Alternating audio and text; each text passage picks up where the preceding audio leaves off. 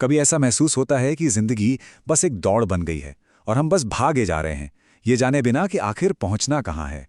तो आज हम माया की कहानी के जरिए रुकने, सांस लेने और जिंदगी में एक नया संतुलन खोजने की कला को समझेंगे। ये कहानी सिर्फ माया की नहीं है, शायद हम सब की है।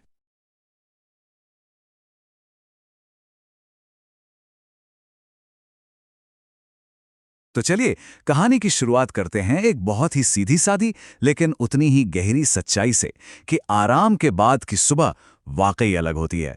ये सिर्फ एक लाइन नहीं है, ये वो सुकून है जिसकी हम सबको कभी ना कभी तलाश होती है। और ठीक यही एहसास माया को उस सुबह हुआ। वो रोज की तरह सूरज उगने से पहले नहीं उठी, लेकिन जब उठी तो उसके अंदर एक अजीब सी शांति थी। किसी भी चीज की जल्दी नहीं थी, ना खुद से, ना अपने काम से, ना दुनिया से। और यहीं से शुरू होता है हमारे कहानी का पहला हिस्सा, एक अलग सुबह। वो एक पल जब रोज की भागदौड़ अचानक रुक गई और जिंदगी ने एक नई करवट ली। पर इस नई शांति को पहली चुनौती भी बहुत जल्द मिली।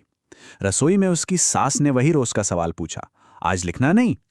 अब यह सवाल सिर्फ एक सवाल नहीं था, ये उन उम्मीदों का प्रतीक था जिनसे माया शायद अब आजाद होना चाहती थी।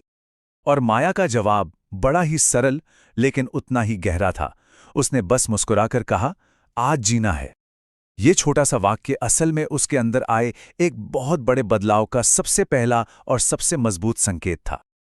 और जो जवाब उसे मिला ना, वो भी उतना ही जरूरी था। उसकी सास ने कहा, वो भी जरूरी है। ये सिर्फ शब्द नहीं थे, ये एक तरह की स्वीकृति थी, एक मौन सहमति कि हां, जिंदगी काम से बढ़कर भी कुछ है और उसे जीना भी उतना ही जरूरी है। तो चलिए अब कहानी के दूसरे हिस्से पर चलते हैं, आज जीना है। देखते हैं कि जीने का ये जो फैसला था वो उसके दिन के छोटे छोटे कॉन्शियस चॉइसेस में कैसे बदलता है।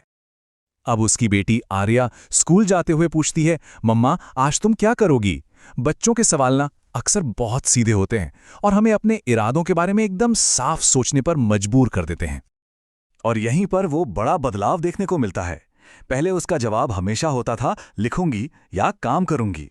लेकिन आज उसने कहा, आज मैं देखूंगी कि मुझे क्या अच्छा लगता है। ये कोई प्लान नहीं था, ये एक खोज की शुरुआत थी। तो उसने असल में किया क्या? उसने अपनी आदतें तोड़ी, लैपटॉप नहीं खोला, अपनी डायरी को भी हाथ नहीं लगाया। वो बस बैल्कनी में बैठ गईं और सामने आम के पेड़ को देखने लगीं। और सबसे जरूरी बात, बिना किसी गिल्ट के, बिना ये सोचे कि अरे मुझे तो कुछ और प्रोडक्टिव करना चाहिए था।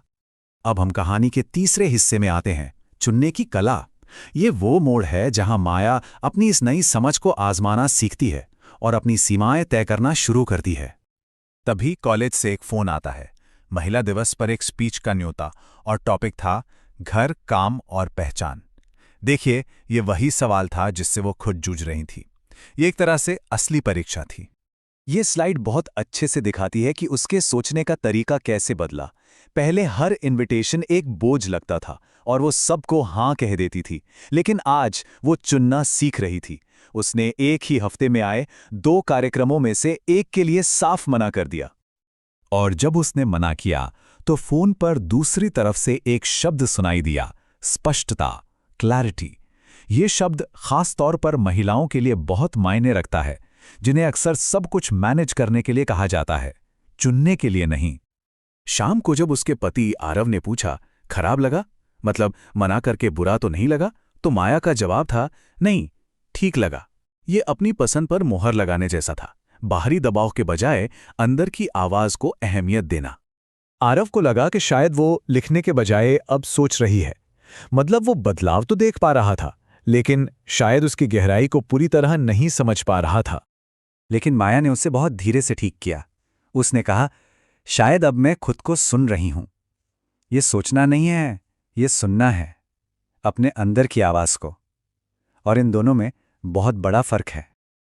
और इसी के साथ हम आते हैं अपनी कहानी के आखिरी और सबसे अहम हिस्से पर, संतुलन की नई परिभाषा। यहां हम देखेंगे कि माया का ये जो नया बैलेंस है वो असल में दिखता कैसा है, महसूस कैसा होता है। तो उसकी जिंदगी में ना एक नई लय आ गई। वो अपनी बेटी को एक ऐसी माँ की कहानी सुनाती है जो दौड़ना बंद कर देती है। वो लिखती है, पर अब सिर्फ 1 घंटे के लिए। और जैसे ही टाइमर बजता है वो रुक जाती है, भले ही वाक्य अधूरा क्यों ना हो, क्योंकि उसे समझ आ गया था कि शब्द भले अधूरे हों पर मन पूरा महसूस होना चाहिए। और ये बदलाव अब बाहर भी नजर आने लगा था। उसकी सास ने एक दिन कहा, बहू, तुम बदली भी लगती हो, अब तुम जल्दी में नहीं रहती। ये इस बात का सबूत था कि उसकी अंदर की शांति अब बाहर भी झलक रही थी। और इस बदलाव का कारण क्या था? माया ने बहुत खूबसूरती से बताया। अब मैं खुद को पीछे नहीं छोड़ती। काम की भागदौड़ में, जिम्मेदारियों में हम अक्सर खुद को ही कहीं पीछे छोड़ देते हैं ना, है ना? माया ने बस यही करना बंद कर दिया था। और इस पूरी कहानी का जो सार है वो हमें उसकी डायरी की इन लाइंस में मिलता है। संतुलन का मतलब सब कुछ बराबर करना नहीं है, ये खुद को खोए बिना आगे बढ़ना है। ये बैलेंस की एक नई और ज्यादा मानवीय परिभाषा है। तो अंत में माया कहाँ है? वो ना तो थकी हुई है, न बेतहाशा दौड़ रही है और ना ही एकदम रुकी हुई है। वो बस संतुलित है। एक ऐसी अवस्था जहां गति भी है और शांति भी, जहां आगे बढ़ना भी है और खुद के साथ रहना भी। और यही नया संतुलन असल में उसकी अगली उड़ान के लिए एक मजबूत जमीन है। ये अंत नहीं, बल्कि एक नई और ज्यादा सचेत शुरुआत है। और सवाल यह है कि क्या हम भी अपनी अगली उड़ान के लिए ऐसी ही एक जमीन तैयार कर रहे हैं?